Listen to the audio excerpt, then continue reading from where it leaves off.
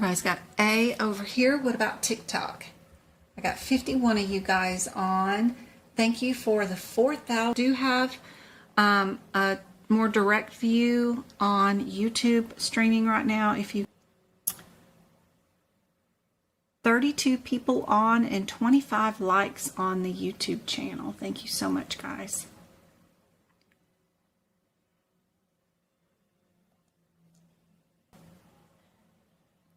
I only see two things in this case. Am I wrong?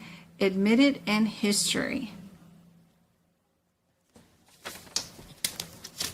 What was the patient doing and where were they at? You could probably put their own house. I see we could probably put some more codes down here that we didn't utilize technically. But B is the answer. Let me get get it big enough for you guys to see. We could technically put the home as the location, so we could technically have another external cause. But out of the available answers that are there, we of course want to put down the history of osteoporosis because it's a contributing factor for this one. So we do have 3 for this one. We could technically have 4. Where am I at? Do I have that here? Chapter 19 and 20, when you go back here in the external causes, this is listed there too, but up here in the beginning in the index, I have them all listed here too, where we have how it was caused, the fall, right? The intent, was it spousal abuse? Did somebody push him, you know, whatever? The place should have been there at home, technically should have been there. The activity, painting, right? And then status, what if he was volunteering at a homeless shelter painting or something like that? That volunteer work should have been there too. But if that happens.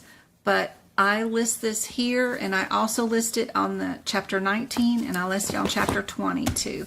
And then I color code the codes so that if I know what intent is, it's an accident, you know, those are there.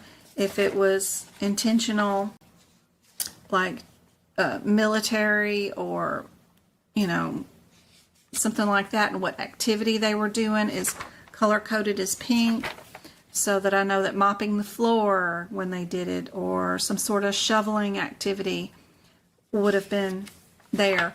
Of course, here's some more intent for arson, a bar brawl, you know, crashing, those kind of things can still be part of the intent. So my notes are great to have during the coding exam for sure.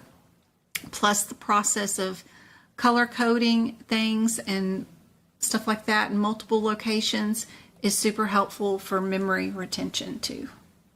Plus the process of color coding things and stuff like that in multiple locations is super helpful for memory retention too. I can't learn by just reading alone. I have to do things to learn.